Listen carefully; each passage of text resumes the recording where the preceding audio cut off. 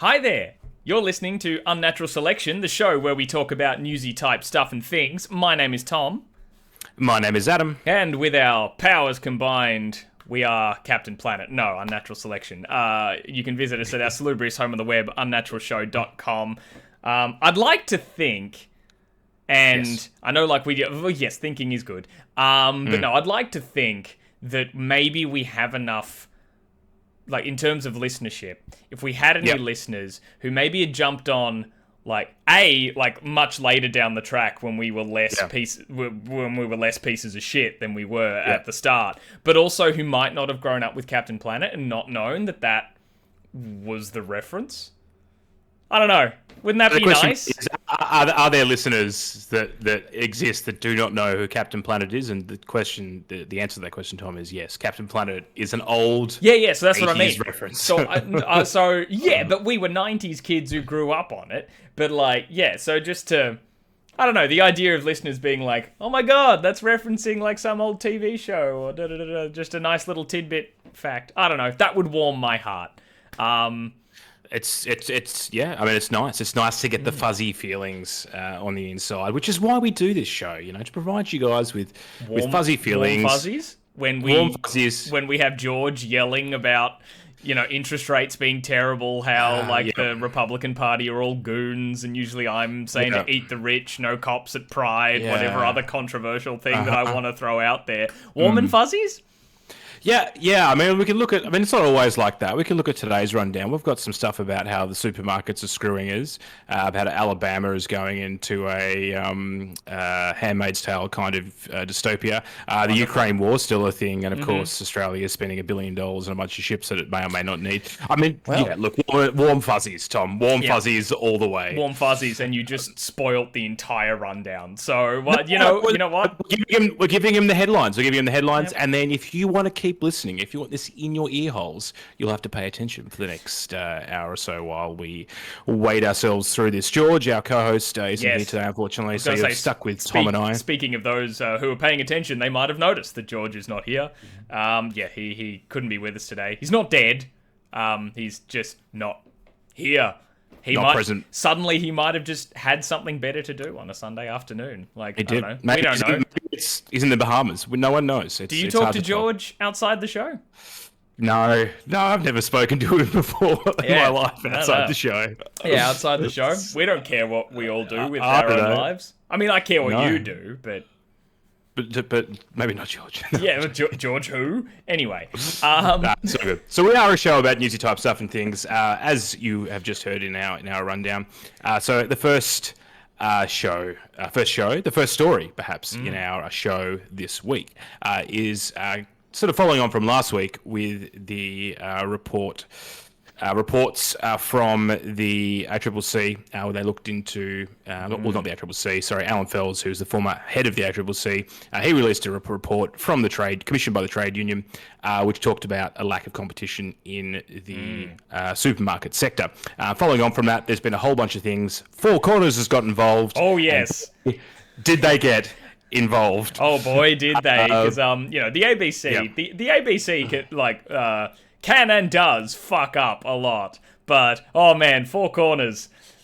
If Four Corners is knocking on your door, you're fucked. If they are looking into you, oh no, because they often shoot for the king and they rarely miss. So it's headshot. Yeah, it's spicy, and they've as a part of their stories this week, they obviously sat down with the CEOs of both Coles and Woolworths, as well as a bunch of other trade insiders and various things. The clip that was doing the rounds this week was of Woolworths CEO Brad Banducci, who was doing an interview with the journalist from Four Corners. I've forgotten his name, but the journalist was fairly abrupt. And I don't know, maybe we should just play the clip and listen to the spicy bit. Yep, sure thing. Perhaps. So they're in a supermarket. It's obviously a staged interview, and the questioning was around, obviously, the report and, I guess, Woolworth's response to that report. So we'll see if we can get this going for you now. Yep, let's just have a watch. Sorry, you're saying that actually there is really robust competition? I mean, Rod Sims, the former head of the ACCC, says that we have one of the most concentrated supermarkets in the world. Is he lying? It's not true, and it is not true. This community over here, there will be 3 Coles stores within 2 kilometers of it, at least 1 Aldi store, a series of independents, ability to within 24 hours have a quarter of our store delivered to you by Amazon. It is an incredibly competitive market. The risk people have is... the former head of the Competition Commission says... his words are that we have... by the way. I don't think you would impugn his integrity and his understanding of competition law. I'm just saying the world has got much more competitive. He retired 18 months ago. He's not... Okay, can we take that out? Is that okay? He is retired, but I shouldn't have said that, Angus. Are we going to leave it in there if we are? Well, I mean, if we're on the record. You said it. I mean, let's move on. But yeah. Yeah, no, I think I'm done, guys.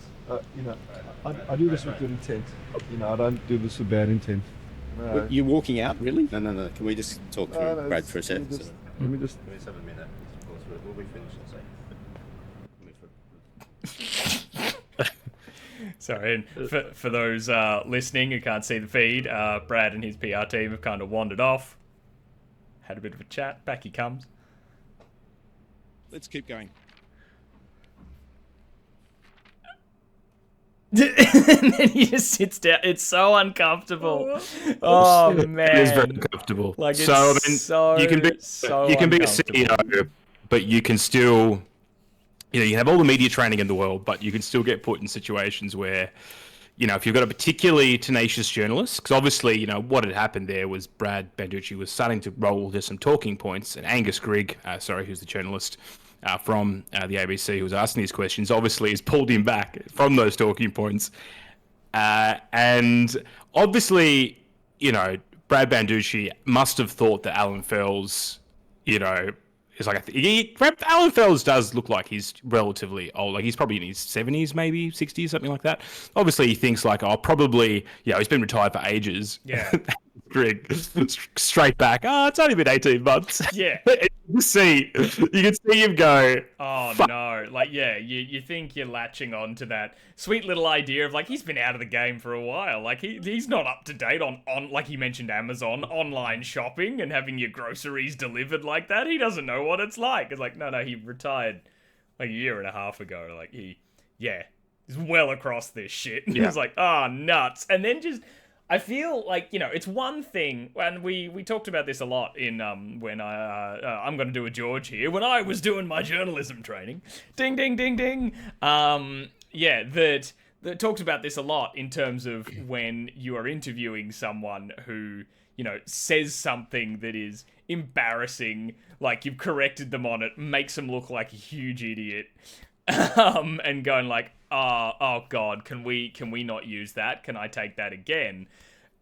Yeah, you should be using your judgment as a journalist, and I think this journalist did very well there as to whether or not to allow them that. And a big thing that they mentioned in our classes was there are people you expect to be media trained on this sort of stuff. Yeah. It's one thing if you're talking to the grandmother of a victim of something who's just a citizen.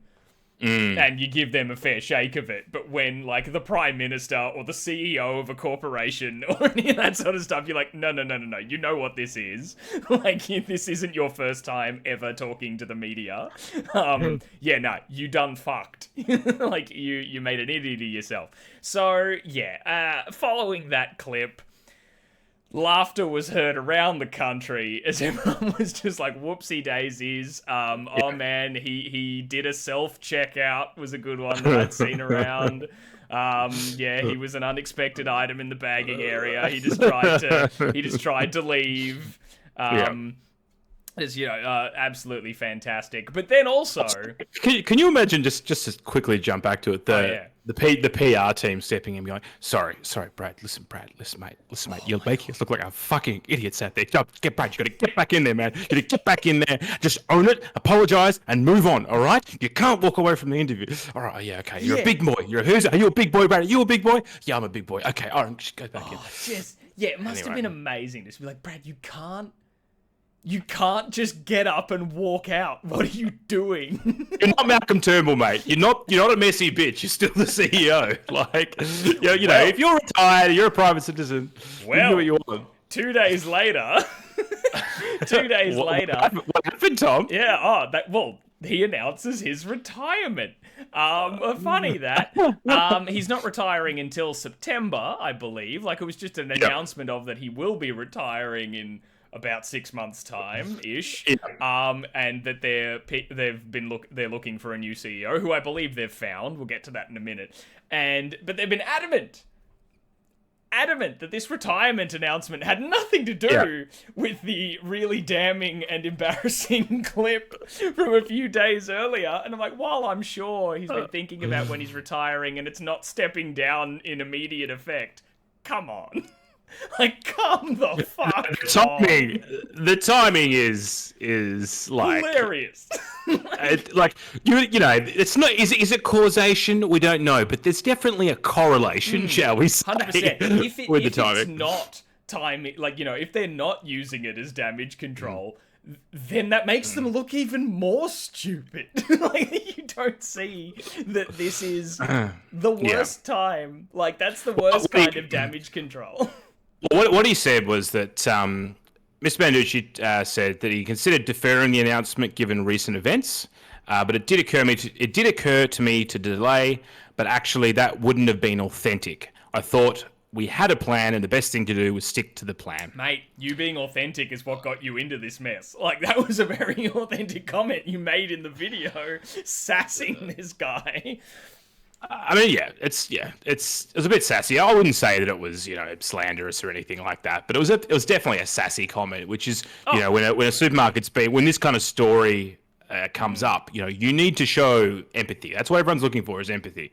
Yeah. And it was particularly funny in that, like, not to go to bat for him slightly, but it's an interesting, like, not to say that the conversation of that there's a big duopoly between Woolies and Coles in this instance, but his point of that there are other Coles in the area, Aldi, online Amazon, all these sorts of things. It's like, that's an interesting way to sort of frame it. There's a discussion to have there. Like, so I was like, he's not making an absolutely insane point, but then he just goes, oh, what, the retired guy? He doesn't know shit. Of course, you forget everything about your job knowledge or career experience the moment you retire. He doesn't know shit. It's like, no, you screwed it. You screwed your point.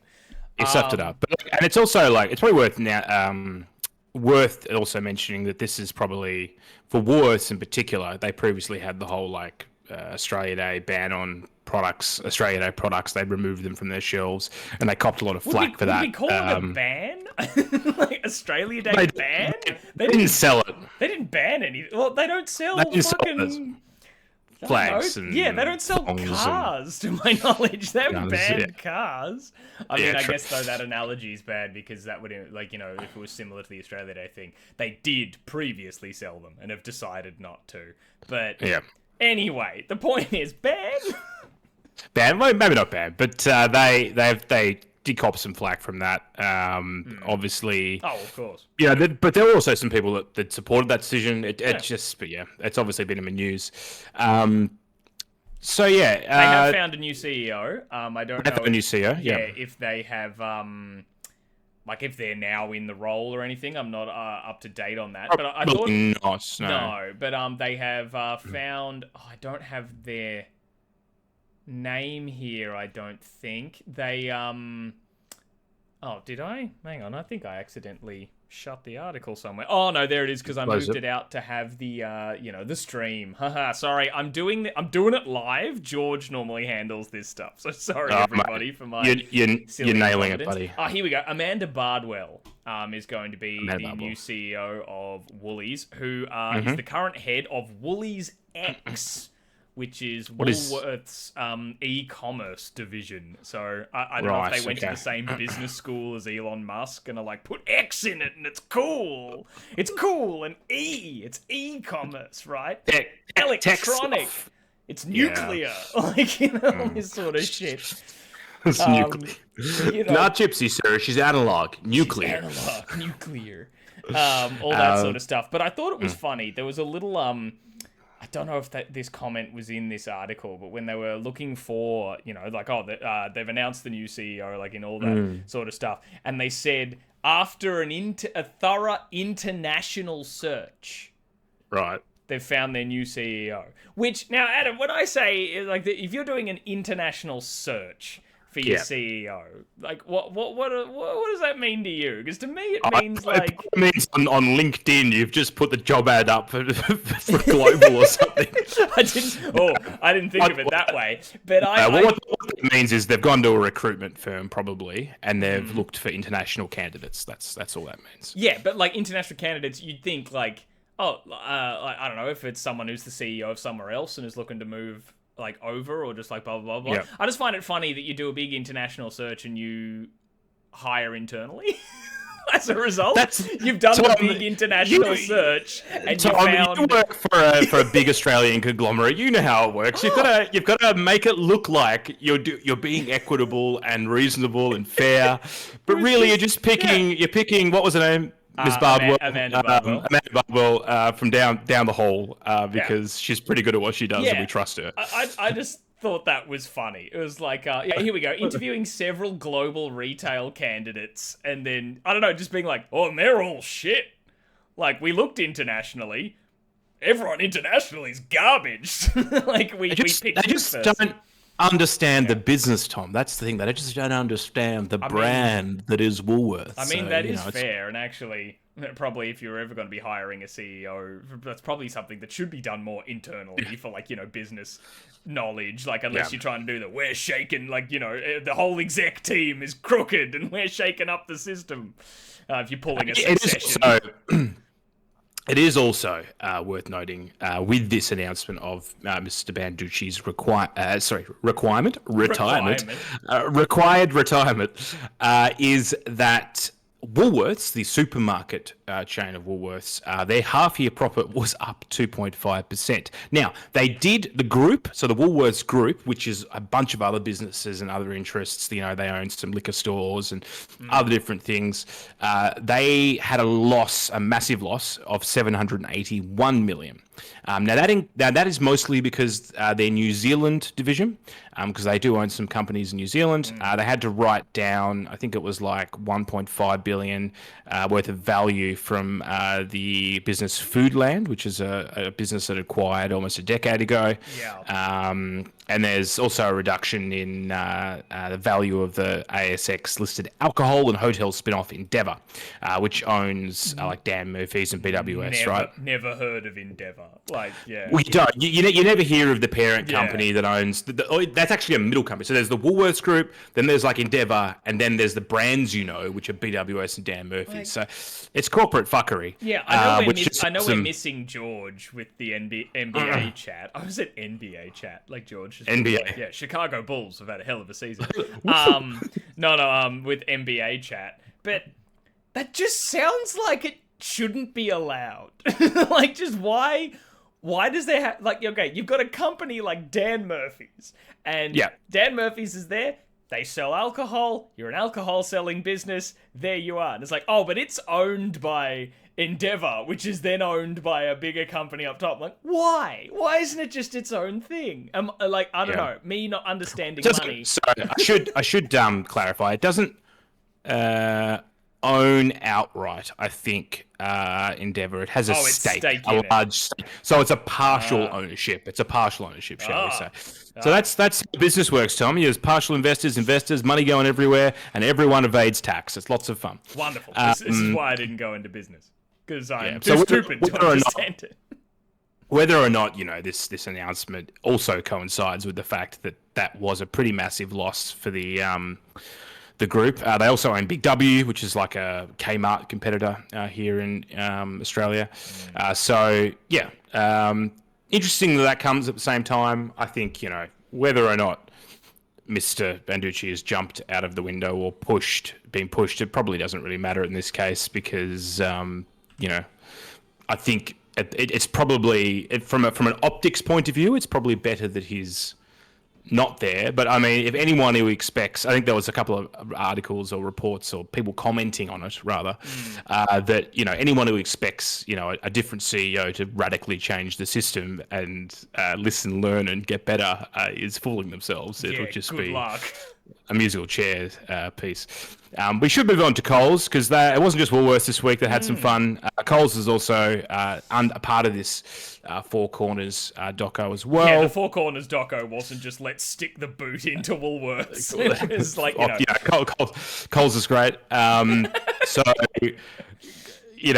Coles, so the story that we've got about Coles, which is pretty interesting, was that there are a bunch of leaked emails that came out as a part of this investigation.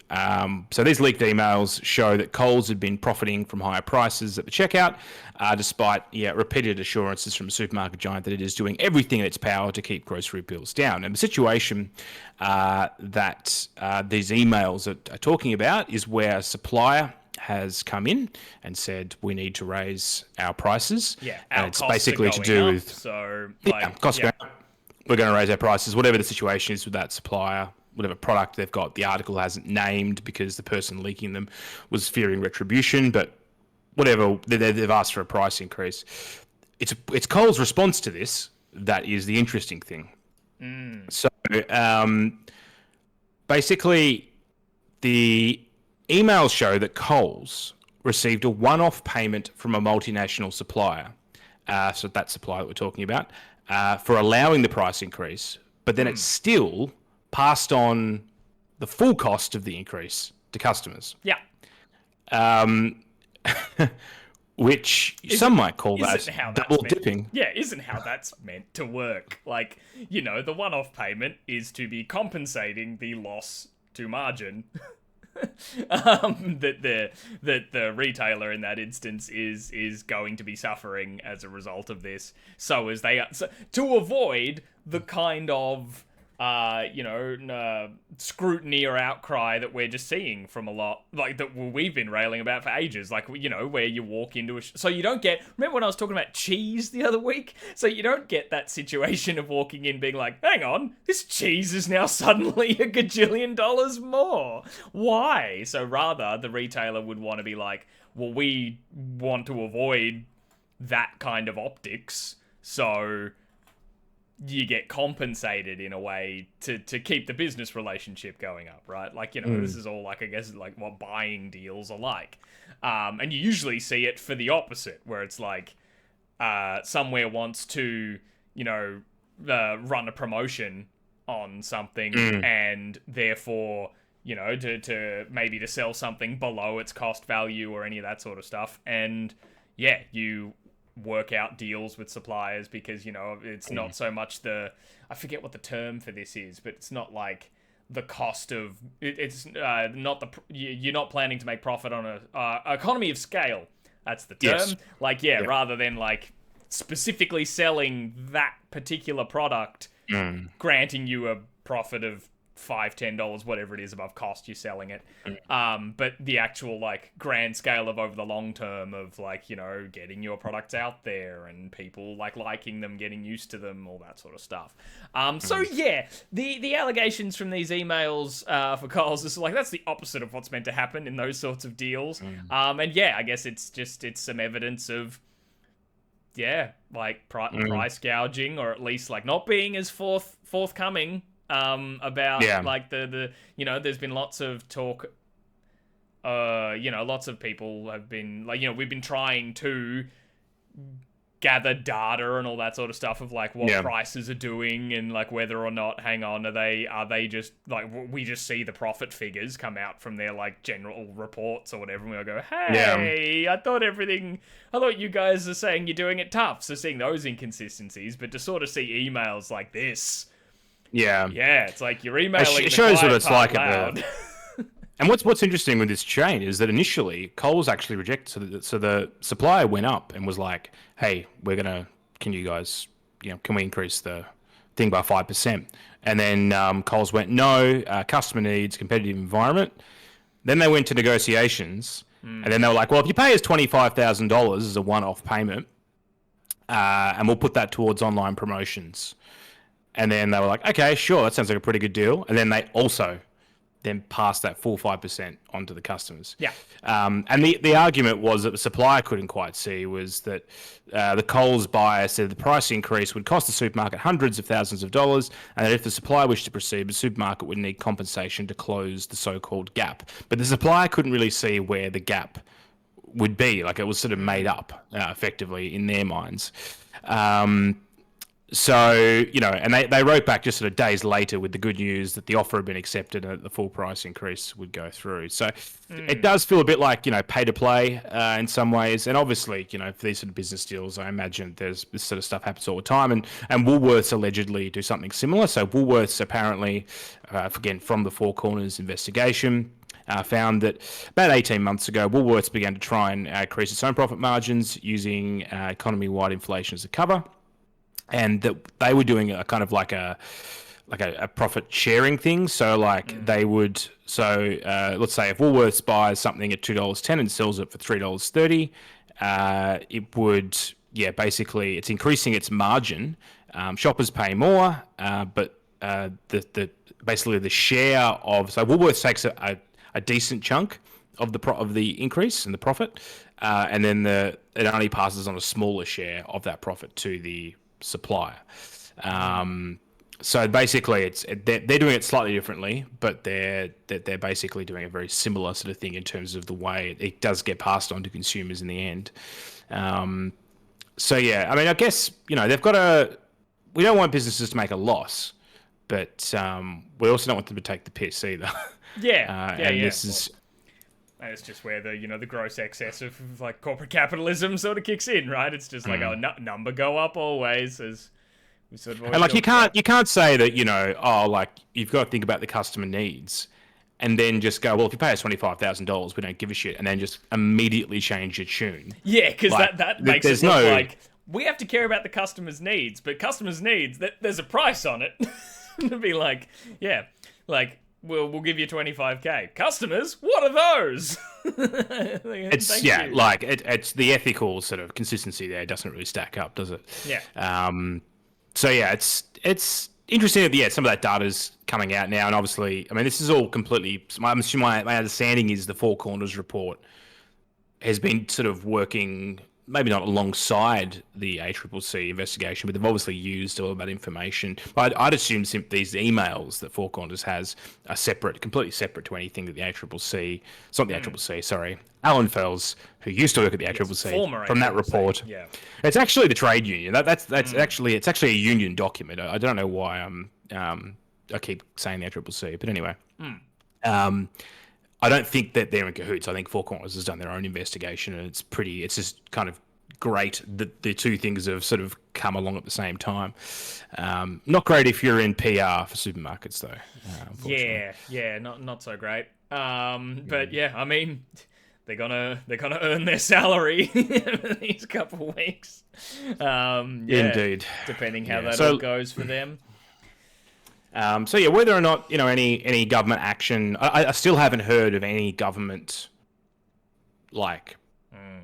legislation on any of this. It's this is all happening on the outside the realms of government. This is all basically private sort of reports and reporting. It's just a PR story really at the moment. I don't think there's any actual government action that's going to happen on it, as far as I can tell. Yeah. And I feel any that they could possibly propose would be a major overhaul of sort of how of the relationship between government and the corporate sector.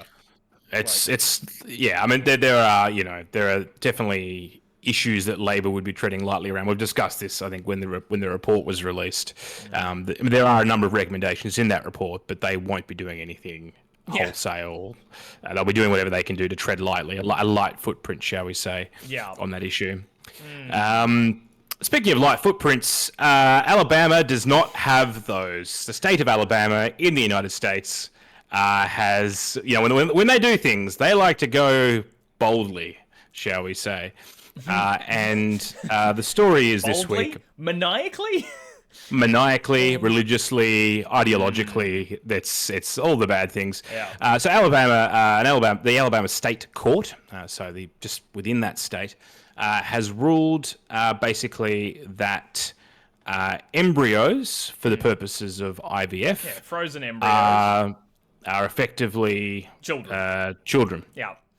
I thought the initial situation that caused this is a bit like I see how we got wild. here in some wild, legal, of course someone would suggest you try, but then the knock-on effect is quite bad. So, initially what happened, so it was in 2020, so this happened about 4 years ago, a patient wandered into a fertility clinic. I think from the stories I've seen here, I haven't seen too much detail as to the context of was this a patient in just a hospital, who shouldn't have been there and all that sort of stuff.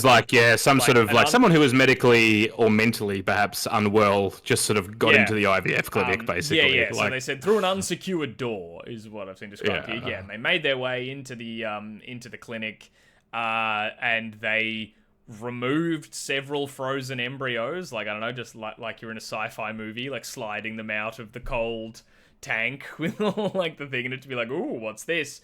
But it's so fucking cold, they burnt their hand touching this stuff. You're not supposed to just, this stuff's all delicate.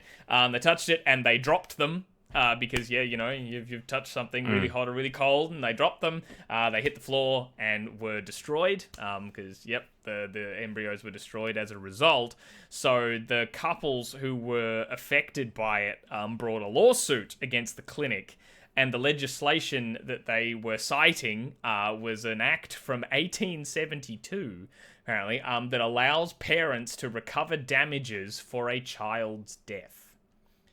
The central question is a frozen embryo a child under that law? And the Alabama's highest court has said yes, it is. And as a result, several IVF clinics have now ceased doing their services while they figure out what the fuck to do, because this changes the game. There's now, the risk that they are now open to for I don't know, mistakes or any of that sort of stuff is now open to being litigated for killing a child, which I don't think I need to explain how serious the legal consequences of such a thing potentially are. So basically, for those people who may not be familiar with IVF, you can do it a couple of different ways, right? You can have the eggs extracted and then frozen, just the eggs themselves, and then you would basically you can do a fertilization and then put the egg basically straight back, the fertilized egg straight back in, or you can do into a uterus, into a uterus, into a person, into a person, back into freeze, back into freezing, back into the fridge. The other option is that you can actually fertilize an embryo, let it grow a little bit in a petri dish, basically. And it's not much. It's like a cluster of cells, basically, but it's got enough building blocks there, stem cells, to allow it to keep growing. So what they do is, the other option is you can freeze those and then put that in later. And now the embryo, the advantage of the embryo doing that basically means that you've got you're taking the fertilization part, you're taking that out of the equation, right? So the eggs already, all it has to do is simply go into the uterus, I guess, make sure it's nice and comfy, and then start growing. And there's obviously lots of other things, drugs and stuff you have to take, and a lifestyle change. Science happens. But it's meant to be, it's a little bit more involved on the collection front, but it's potentially a better, more secure way of making sure you actually get a fetus or a child out of that.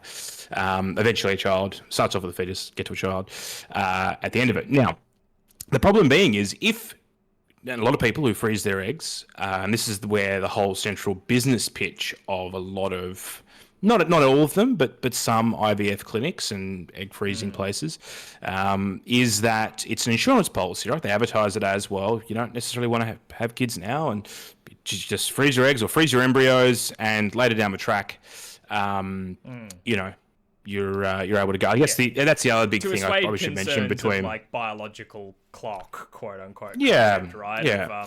If people are worried about, you know, the number of eggs that they have and all those sorts of things. Egg count obviously drops, you know, as you get older. Well, it's a finite amount. You're born with them all. At the start, right? So there's a finite resource. So all those kinds of pictures. The other ethical concern that you have, I think, the other thing that was, because we've looked at this, my partner and I have looked at. Yeah, I was going to say we aren't just two men weighing in on this. No, I've been to the doctor's appointment. Yeah, there's been some personal experience in researching this at least, and you've done all that sort of stuff. Like we are the other ethical consideration. I'm always shooting from the hip anyway, Tom. It's all good. Fair. Is that investigating whether or not you want to do egg freezing or anything like that does not constitute that you actually absorbed the information. Yeah. You're like, oh. Assuming, I guess the other thing with an embryo, it assumes that there's a couple, right? It assumes you've got a pre-fertilized egg, you've got to get a bunch of cells. Right. So basically, it's more couples that would do that. Egg freezing would be also more so for single females who. Well, you know, it can be for couples as well, but it's, you know, it's well, you can freeze your eggs. You don't have to have a partner. I imagine from a legal concern as well. Like there's, I'd imagine from a legal concern, if it's just a frozen egg, that the person the egg came from probably has complete legal right over it. Correct. Whilst if you have combined two people's DNA, then it's more complicated. Then it gets more complicated. So that's another angle of it as well. Alabama's made it 1,000,000 times more complicated. Yeah, and so the main risk for these IVF clinics is a lot of people may not necessarily, because you will take, when you do a collection or you do when you do a collection of eggs, you'll take as many eggs as you can. When you do embryos, same thing. You'll take a bunch of different eggs, and you'll fertilize a bunch of them, and you'll keep a bunch of these embryos. So you might have, like, I don't know, maybe 4 or 5, 6 embryos, something, depending on how many viable eggs you could get. You might have a bunch of embryos there, and you'll freeze them. And then the concept being is when you elect, and this is the thing, they don't always elect to go ahead with it. Like, you might freeze those embryos and then never use them. So this is where the risk is for the clinics, is that then they have to eventually, either under Alabama law, they would have to keep them forever now, because if you destroy them, you're murdering children. In Australia, executing people. Yeah. In Australia, I think it's about 10 years or something, and then you can extend it, but there's a process basically for having them destroyed eventually. But obviously that would mean that the IVF clinics just have to keep them forever in Alabama, I guess. It's not realistic to keep them forever. I mean, because... Oh, geez. I mean, not only just the logistics of keeping them cold, or the big power bill, the space involved as well. Like, I mean, if more and more people are doing it, and then you're having to just keep them in perpetuity, like, what about when taking this to a crazy conclusion? What about when the parents have grown old and died? And you've still got them. I don't know. And you've still got them. I've got them. And the other thing being is, of course, like, if you're trying to have children, you might have 6 embryos there. You pick the best one to be implanted, and then that one works. You've got 5 other embryos there that you don't really need. So what do you do with them then? Do you, again, have to keep them forever? And who's responsible for that? Is it the clinic? Is it the parents who created the embryo? Like, what does it all mean? But the main thing is, according to the Alabama judges... Oh, no. I think I read this quote. I'm scared. There was Chief Justice Tom Parker quoted some stuff from the Bible. And he declared the state policy to recognise and support the sanctity of unborn life. And he said, the human life cannot be wrongfully destroyed without incurring the wrath of a holy God who views the destruction of his image as an affront to himself. Even before birth, all human beings bear the image of God, and their lives cannot be destroyed without effacing his glory. Now, belief systems aside, like, you might be able to believe that. Look, if you want to believe that, that's completely up to you. I know there are a lot of views on this subject. But bringing your religion into not criminal, in this case, civil trials, the rule of law is not, they should be separate. Like, this is the whole thing. Church, state, church and the courts, they need to be separate. Yeah, hearing that coming out of a court, I'm just like, what is this, Salem in the 1600s? Like, what the fuck? Like, oh god, that makes me feel ill. I also learned a new term from reading about this story that I wasn't aware that there are people who they describe themselves as a part of the fetal personhood movement. Sorry? Fetal personhood. Right. And they are talking about fetuses as people, I'm assuming, is the concept. I guess, there, is that... yeah, it seems to be the next evolution of what groups that you just call anti-abortion, I guess. Right. They're rebranding, Adam, because they're like, oh, well, we're not just anti-abortion, because, like, that's not what this happened. Oh, God, that sentence was terrible. That's not what happened with this. Like, this wasn't an abortion, like, in the medical and the legal sense. So the more just campaigning for fetal personhood, that fetuses are people, and what that means to the end, like to its logical conclusion, and it's terrifying. It's pretty crazy. Yeah, just mainly because again, like, abortion is healthcare. Like, it is not. Fucking hell. Like, it's not just the easy way out of being a promiscuous person or whatever that they keep painting it to be. It's not murder. It's not all these things. It is healthcare.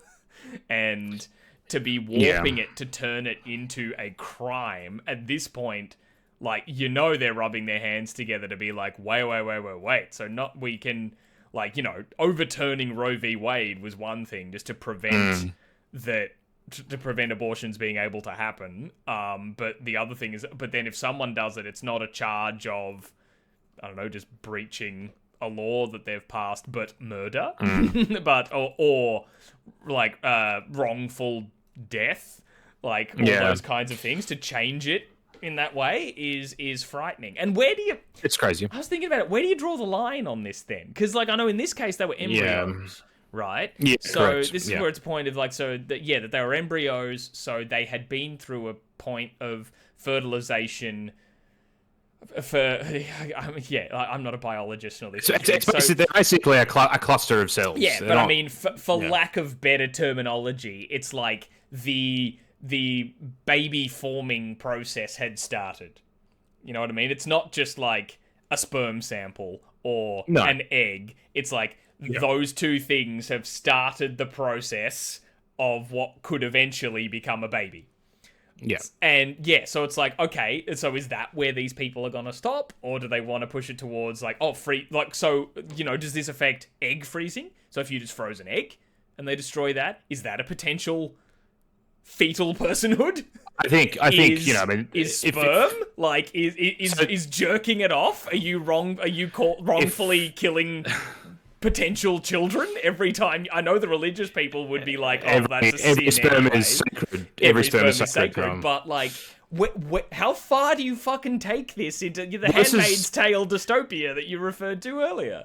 This is this is a thing in the US where there is, in several states, and I think in Australia as well, there is a sort of a legal definition or a precedent, shall we say, where you would, basically say that this thing is a person now. And obviously, I think even the Catholic Church has a bunch of guidelines on it as well. Like, there's been a lot of thought into it, but there's not a lot of consensus perhaps among different countries and among different institutions. President Biden's basically said this is a direct result from Roe v. Wade, and this is what I found interesting. Donald Trump was like, that's pretty broken. Like, IVF should be a thing that people can have. So Donald Trump's, while he hasn't said, he hasn't relayed into the ethics of it, like the actual, as Tom said, when's a person a person? He said like the overwhelming majority of Americans in capitals, including the vast majority of Republicans, conservatives, Christians, and pro-life Americans, I strongly support the availability of IVF for couples who are trying to have a precious baby. Nikki Haley, who's his rival, interestingly, they're actually currently having the South Carolina primary, I think, as we speak. I'm not sure whether there's a result from that yet. We'll probably have to talk about that next week. But she's like, I believe they're people, but like maybe the legislators should go back and have a look at it. Interesting. Like you'd think Donald Trump would be the one to maybe like rock the base, but I mean the logic with some of this religious sort of fervor that a lot of these people have around it, is that at the end of the day, birth rates around the world are declining. 2%, currently 2% of the US's birth, the amount of births that happen in the US, 2% of them are because of IVF. You look at countries like Japan, birth rates are declining in certain countries. You're getting older populations in westernized countries. IVF is going to be, if you want to have a stable society, if you want to not just have, generational collapse, IVF is going to be really important, particularly in some other countries, of maintaining a stable population. Or make some huge, wild, radical changes to, I guess, society as a whole to make it more to drive people to want to be having kids younger, right? Like, the whole era of people having their kids in their early 20s is less of a thing now because I guess, like so many of us, particularly our generation, I guess of the millennials, that we have been on the back foot quite a lot for a lot of our earlier years. And so, it's not until, I don't know about you, Adam, but I feel like I couldn't fathom the idea of having kids sort of throughout when I was in my 20s. I'm like, it was always one of those kids are something I would like. Holy cow, am I not in a position right now to either financially, emotionally, or wherever I am in a position to do it. I know people adapt, if you have kids, then, you fucking pull yourself up by your bootstraps and you do it, because, but it was just more of a thing of no, it's not a choice that I would have made then. Definitely there's I think as society has become more educated, as we are given, as you're growing up, you are given more choice in terms of what you could do with your life. Women are being, encouraged to have careers now. So, men, the whole concept of, I guess, going to uni and doing all these steps, I guess, is what I'm trying to get at here. As a young person, you are given, this concept of you have to do all these steps before you're ready to be an adult. Whereas, you got to be married. You have to have bought a house. You have to. And certainly, that seems to be the thing of that. I've got, I didn't, like a lot of my friends when I was at school, they probably, are 5 years ahead of me in terms of that life stage because they didn't move away and go to uni and do a bunch of things. They went to uni locally. They bought a house when it was affordable, and they have got 2 or 3 kids now. So they're and I that's a choice I made. But the point being is, if you are in a situation where, if you have to make that choice, you're going to do it when you feel ready or when you want to do it. If you're not sure, or if you're on the fence, which a lot more people are these days, and perhaps they used to be in regards to having kids, there's certainly, you're not necessarily in a position to just do it as much as perhaps previous generations were, where you would. And look, to be fair, my grandparents, my parents, my family's always had kids pretty young. On my mother's side, they were young when my grandmother was in her early 20s, my mother was in her early 20s when she had me. So I know that, and I'm not saying for them it was easy, but certainly there are economic and social... The circumstances were different. That would make it potentially harder for a kid now to potentially just easily just do it. Potentially when they reach adulthood. I find it interesting. My parents, I guess we're going on a bit of a personal tangent here, but I guess my parents was sort of the opposite. I'm not sure how old my grandparents were when my parents were born, but yeah, like my mother was in her late 30s when I was born, and my dad is early 40s. Like, yeah, so that's why I always find it strange. I always meet my friends' parents, and they're like 10, 20 years younger than my parents. I'm always like, no, that's weird, because you're just used to. That's what parents' ages are. Like, I think your it parents depends, aren't in their 70s. Like, huh? Yeah. I just think, like there's a generational change there where a lot of people from previous generations didn't necessarily have to do all those life steps to get to a position where they feel comfortable having children. Whereas now, I feel like there is a point where that people are less likely to reach that point as soon as they perhaps used to have, because of various economic and social things. But I guess the point is that's why that's why these kinds of treatments and science and services is important. Is very important. Yeah. But this is just such a it's another one of those of just that, like, for the. It's what's annoying is that for the situation that caused this, I feel there's at least some precedent or sympathy and I think justice here in that this hospital fucked up, this door's unsecured. Like, they dropped so many balls that let this person walk in, damage the embryos, like, that you have entrusted them with. So, they fucked up, and I agree, are liable. So, I think these parents, like, should have, or these prospective parents, I mean, they sound like they want to have kids. I hope they have kids. So, but, like, that they deserved, like, compensation for this. Like, I think the court has erred on the right side of things in being like, no, you guys fucked up, but the law that they went for it under is warped. So I don't know, like, is that their lawyers' fault then? Like surely they would have been able to pursue them just under. Surely there's legal precedent of breach of contract or whatever, but let's hit them with something like this fucking 1800s law of that you murdered our child.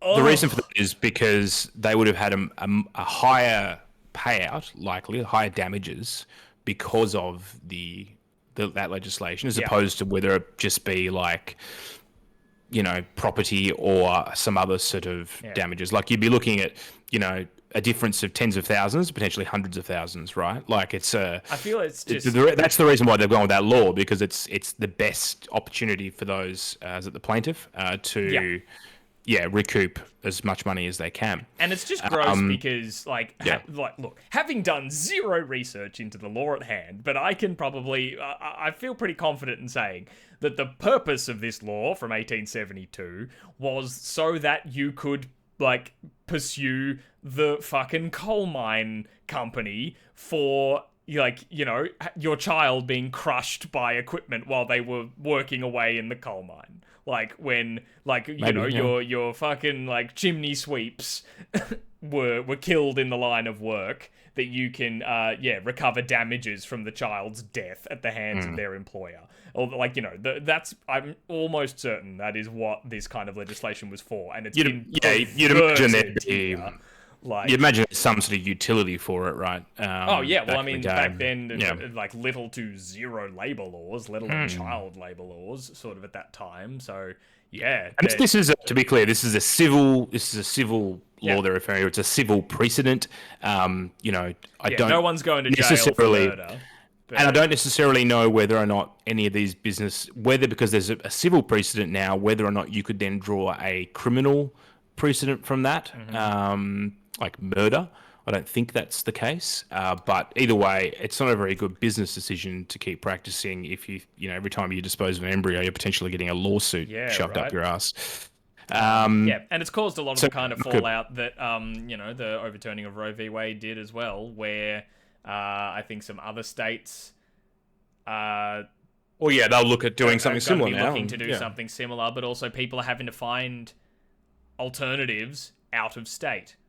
Yeah. So people are crossing state borders to keep doing this sort of stuff. It's just causing displacement and stress and just It's not well thought through by the court. It's not well thought through at all. It's beyond evil. Like, just...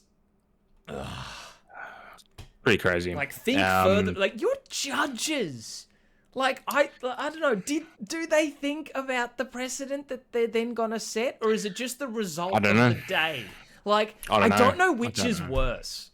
That they don't think about it, in which case, what the fuck? Or they do think about it and do it anyway. Like, I don't know which one's worse in a judge. I mean, there's an interesting point there. Is like, you know, do you judge the case on its merits, ignoring any sort of precedent, or do you think about the whole package when you are handing down a judgment? I don't know. I'm not a lawyer, but that's an interesting question actually. We should move on because we're running sort of short of time. But the next article equally is depressing. It's been 2 years since Russia went ham on Ukraine and invaded it. I mean, technically speaking, they invaded it in 2014. Is that how we're describing it? Since Russia went ham on Ukraine? Went ham. Since they invaded it illegally and been causing a war that's killed hundreds of thousands. The president of Ukraine, Vladimir Zelensky, I said Vladimir Zelensky, that's not right. Volodymyr? I think, my Ukrainian is non-existent, but yeah.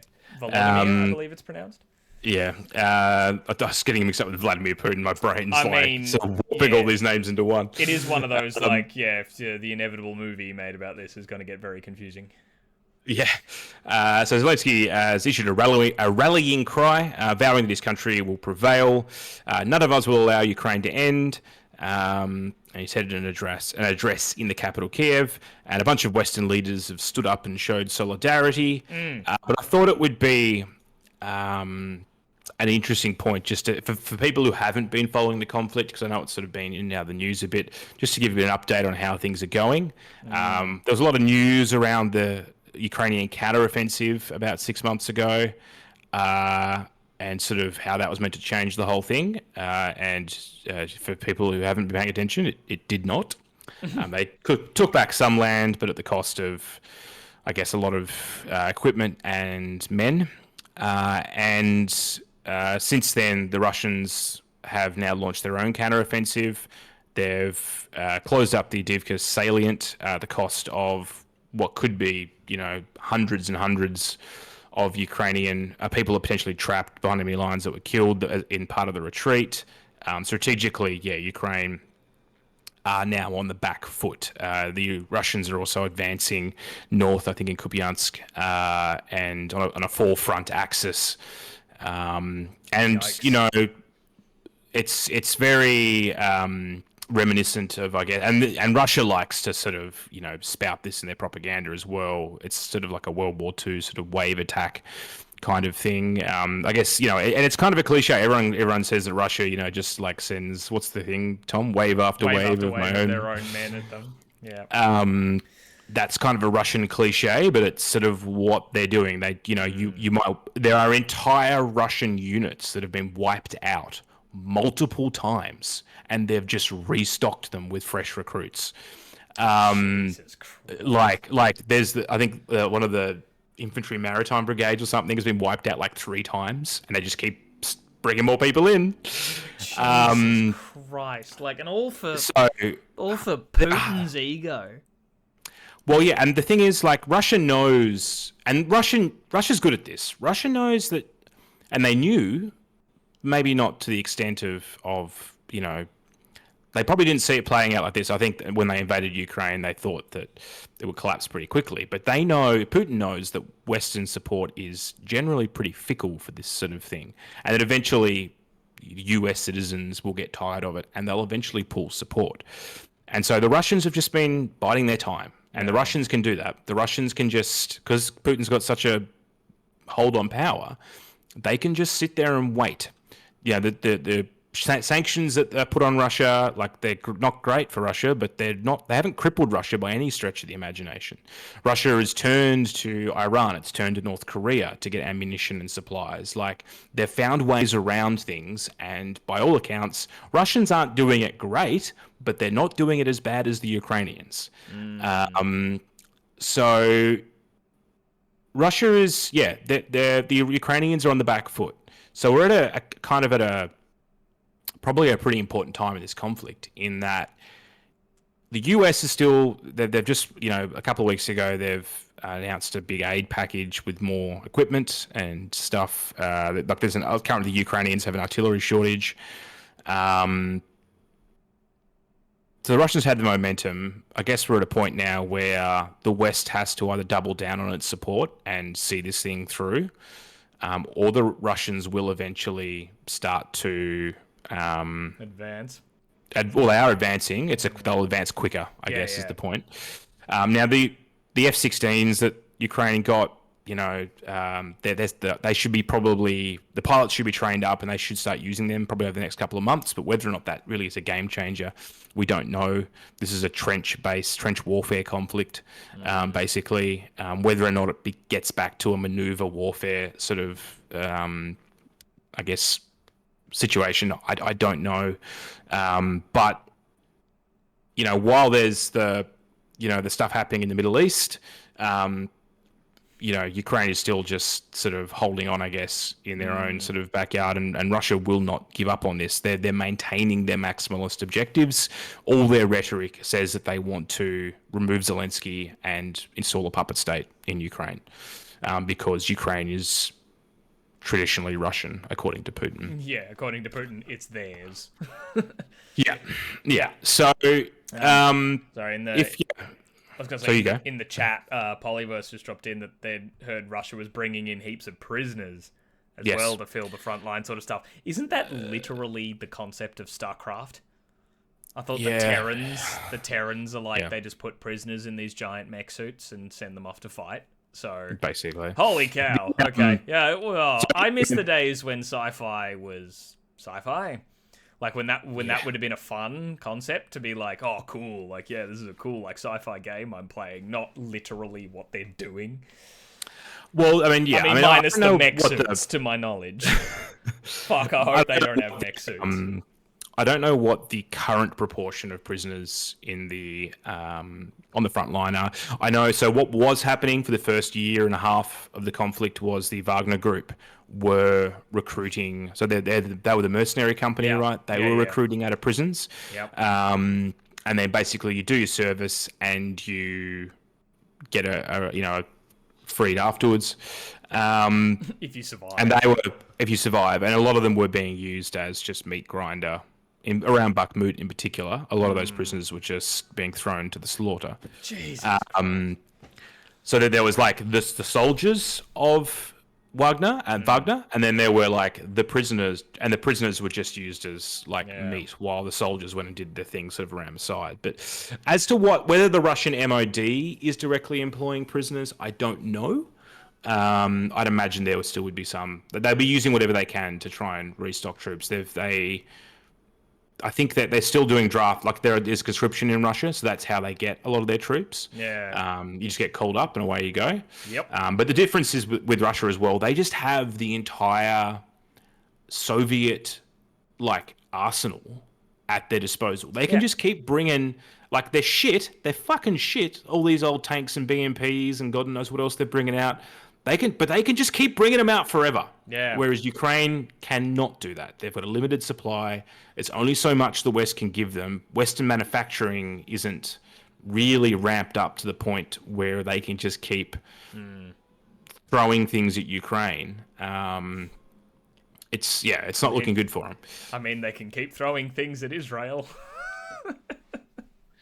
That's separate shit show, but I mean, completely different shit show, show, but sort of one that's it's sort of like everyone being like, when we talked about the Anthony Albanese, our prime minister's sort of like finally calling for a ceasefire of sorts in Gaza, that we were like, yeah, but you'll keep funding it though. Like, you're saying like, please stop. here's more money. Like the US are being like, oh, I'm getting real sick of Benjamin Netanyahu fucking bombing the shit out of civilians. Here's more bombs, Benjamin, but fucking quit it. Oh, you want more bombs? Yeah, here you go, but stop. More money? You want more money? All right, it'd be great if you stopped slaughtering children, though. Oh, okay, but no, you need more bombs to slaughter more children? Here you go.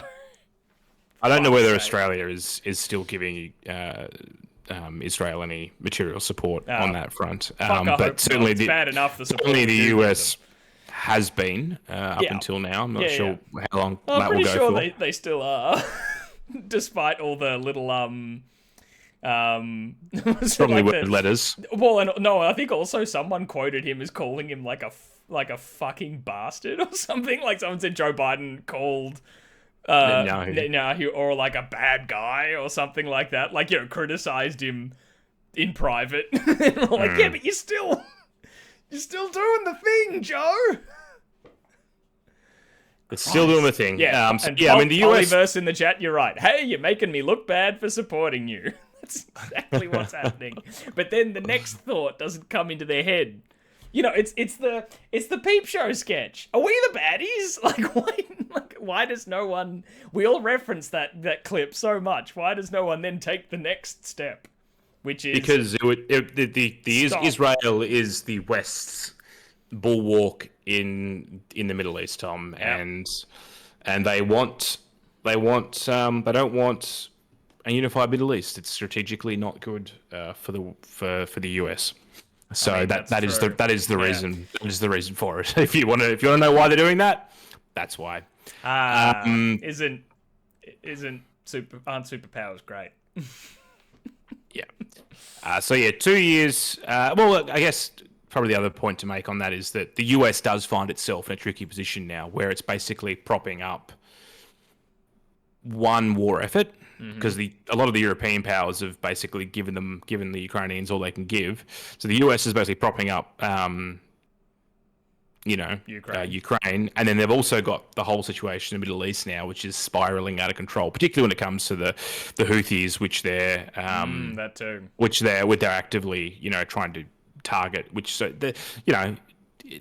There's escalation across the board. So the US strategically is in a precarious sort of position at the moment across the world. Not only that, they've also got the whole, we're trying to sort of stop China being crazy against Taiwan as well. If China were to invade Taiwan while all these other things are happening, it would get the US system would be stretched, to put it that way. Well, yeah, I mean, I don't know how capable they are of funding and aiding in 3 wars. Well, at some point you've got to transition your economy. You've got to transition to a war economy. Russia has basically very quickly over the last year or two transitioned its economy to a full war economy, right? The Western allies haven't done that yet. Yeah, I think it's probably an easy thing to do when you rule with an iron fist like Putin does. Yeah, I mean that's the great thing about dictatorships is that you can just go, we want to do this, snap your fingers, and then issue a bunch of orders, and then all of a sudden everyone's doing it. Yep. Adam Dureen, that'll be on your tombstone. That's the great thing about dictators. They get things done. They get things done, motherfucker. Last article this week, and it's another defense one because I like defense stuff. Is that really? Australia, I hadn't noticed. I don't know. Given the precarious situation that we're finding ourselves in the world, Australia has decided and announced it's going to build the biggest Navy fleet since World War II. Nice. Cool. So, for context, what's happened here? Why are we building a bunch of ships? This will be good. And this will be fun.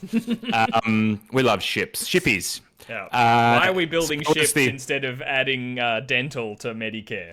Go on, Adam. Tell me. You don't need the dental. You need ships, Tom. Ships will fill your heart. Right, of course. So yeah, a giant warship will keep me chewing my food into my old years. I mean, look, if you join the Navy, Tom, they have great dental. That's all I'm saying. Tom, join the Navy. They've got a great dental plan. Of course. Why didn't I see it sooner? You fucking idiot. You should be in the Defence Force. They give you free doctors stuff. Damn it.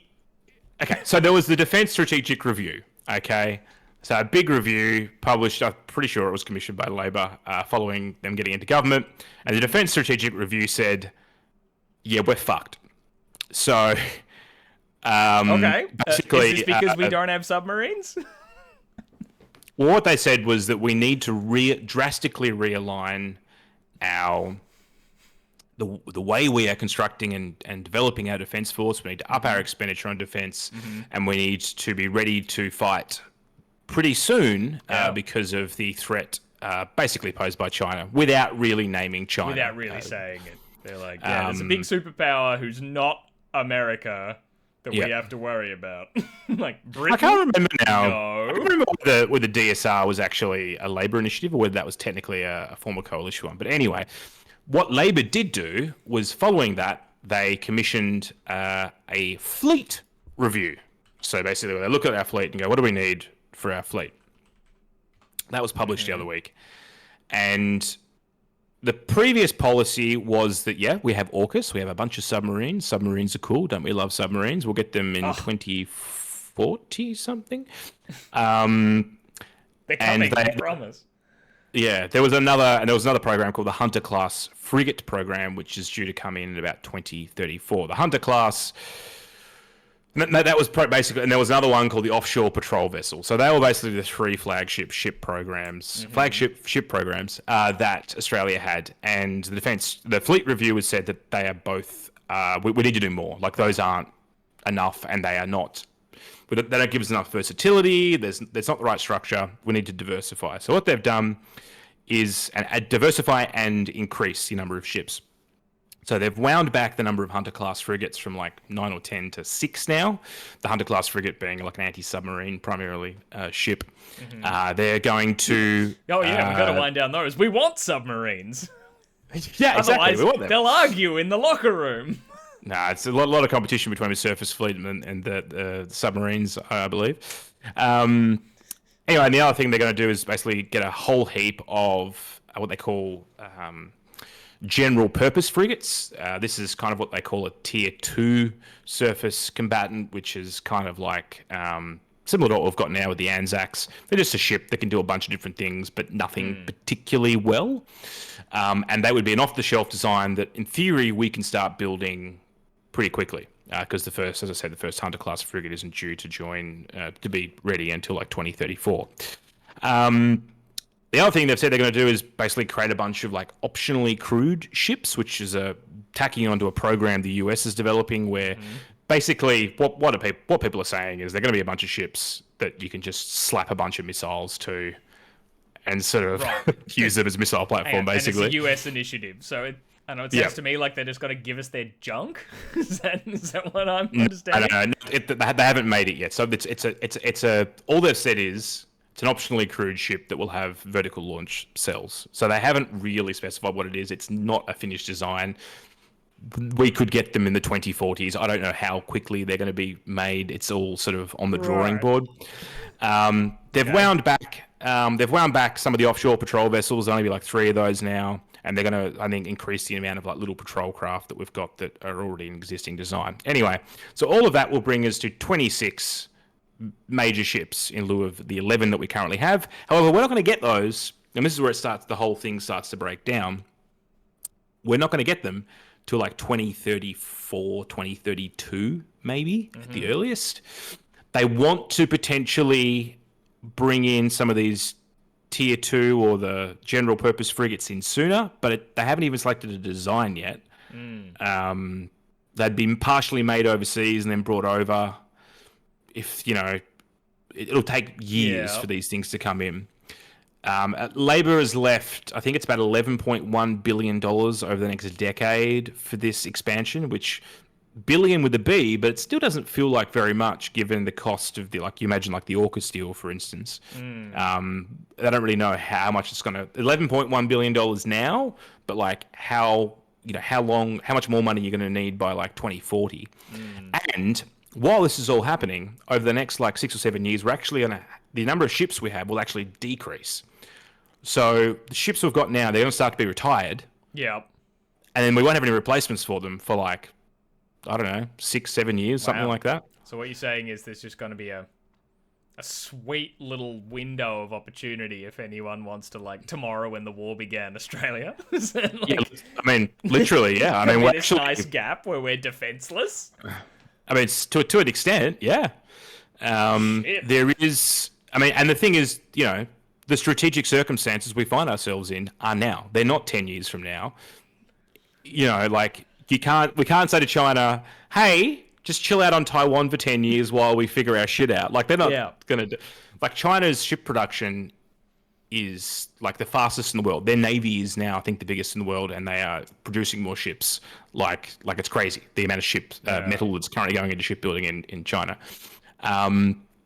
So most people have said that the fleet review, this concept is a good one. Like, it balances the fleet out. But the other thing, sorry, I should circle back a little. The other problem with this whole idea, we can't staff the number of ships we have now. We don't have enough people in the Navy as it stands now. They have to have like 1 or 2 ships sort of sitting, chilling. Like, they don't have enough crews for all the ships. Yeah. So they want to more than double the size of the Navy. Like, and the whole Defence Force has this issue at the moment. They've got a recruitment issue. How do you... Surprise, not a lot of people want to maybe end up fighting in a war. Yeah, right. Shock. Plus, the pay scales, if you're at the bottom end, you know, I mean, wages are going up. So I guess the Defence Force also have to increase their wages to sort of, you know, compete with private industry. That's a whole other thing. But, you know, no one's really thought about how you're going to staff all these ships, and, you know, there'll have to be supply chains and things that go into it. That's a future Prime Minister's problem. Yeah, well, this is it. I mean, is this just labour? Like, because what they've also done is they're going to build a bunch of these in South Australia and Western Australia. Mm-hmm. Okay, and so it's basically, yes, look, something Malcolm Turnbull did in like 2016. We're going to support Australian industry. We're going to innovation and technology. We're going to support shipbuilding. Gobs and Joth. Jobs and growth. But, you know, in terms of the practicality of how this actually all works out, like, you know, maybe they don't have to deal with those consequences. Maybe they just have to make the policy and that's it. Yeah, and then just happily retire. I mean, there's an election next year. I suspect they'll probably still win it, but maybe not with a clear majority. Fuck, 2025. That makes sense. Holy shit, time flies. Yeah, so anyway, this is Australia's $11.1 billion next phase of the Navy. So I just thought it was an interesting little policy. Which, you know, it's given that we're talking about Ukraine and also, you know, everything else that's happening in the world, it just takes so long to do anything in Australia. Like this will take forever, and a lot of it may not happen. And by the time it does, the situation's changed. Probably, yeah. Well, so fun times. Yeah, that's a fun thought. What else would you spend that $11.1 billion on, Tom? Oh man, I mean, I haven't got a fully fleshed out business plan, but like, you know, I think improving our quote unquote free healthcare sector would be nice, because while it's not it's not paid through like you have a private health insurance kind of thing and more through taxes, but it's still like not great. Really not great in terms of things like wait times and dental not being one of them. Like, I know I was joking before, but yeah, dental really should be a thing. You have a mouth, you kind of need to take care of it, and it's expensive as fuck if something goes wrong. I don't know, do something about homelessness. There's a lot of homeless people and a lot of empty homes. Well, money's just made up now, isn't it, really, at this point? So, $1 trillion coin! That's what I've been talking about for ages. I know I do the $1 trillion coin thing just to annoy you guys, but it further exemplifies this is all made up. Like, it's all made up. And the more I hear about economists... If the Russian economy, after all the fucking being cut off from the rest of the world, can still function... I'm sure there's a way. Yeah, it's all made up. Like, we've all had that, like, oh god, late episode rant, but all the times that we have these times of, like, economists are baffled by certain things happening. It's like, yeah, they're all just guessing. It's all just like, no, we think this is gonna happen, and then it often doesn't because, oh, surprise, it's all made up, and we can just decide. We can just decide. We can just do it. You have to believe. You can just do it. Just, like, stop thinking about what those balance sheets might look like immediately tomorrow and just hope. No? Just be like Nike. Don't think about the balance sheet, but in doing so, just do it. I mean, yeah, just do it. There's probably a lot of things Nike do that maybe we not model ourselves on. I think. But Tom, they just do it. They just do it. Sometimes what that thing is not good for who makes their shoes. I say that as someone who owns, like, some Nike shoes, so I'm a piece of shit, but at least I'm aware that I'm a piece of shit. On that note, we are, and we have been, and always will be, Unnatural Selection. Thank you for listening to us in your ear holes. It's good. Otherwise, we are just... I mean, I guess otherwise we're just catching up with each other, which isn't the worst thing. We're friends. Surprise, it was all a joke at the start that we don't talk to each other outside the show. But yes, if you'd like to see more of the stuff that we do on all the social medias that have been ruining the world, you can follow us on Facebook, Instagram, Twitter, TikTok... Motherfucking YouTube. Yeah, YouTube at Unnatural Show. You can follow me on Twitter at Tom D. Heath. You can follow George at his things at George Sipos. I mean, yeah, he hasn't said anything in this episode, but he says a lot of fun things. So yeah, you can go do that. He has opinions. And you can follow me down to the Osborne Naval Shipyards, where I will be putting on a hard hat and looking important. You're going to be down there as our reporter doing some hard-hatting journalism? No, I'm just going to get a job there and get paid shitloads of money because jobs and growth. Dude, do it. Yeah. I've got no technical skills. I can't weld. I can sit there and look pretty with a hard hat. I'm sure you can weld better than our former Prime Minister did when he did it without a face shield. Smart guy, that ScoMo. Seriously, everyone, watch Nemesis on ABC iView and yell at your television all through the third episode that's about Scott Morrison. It's good for the soul, you know? It's good for the soul. Thanks, guys. We'll catch you next week.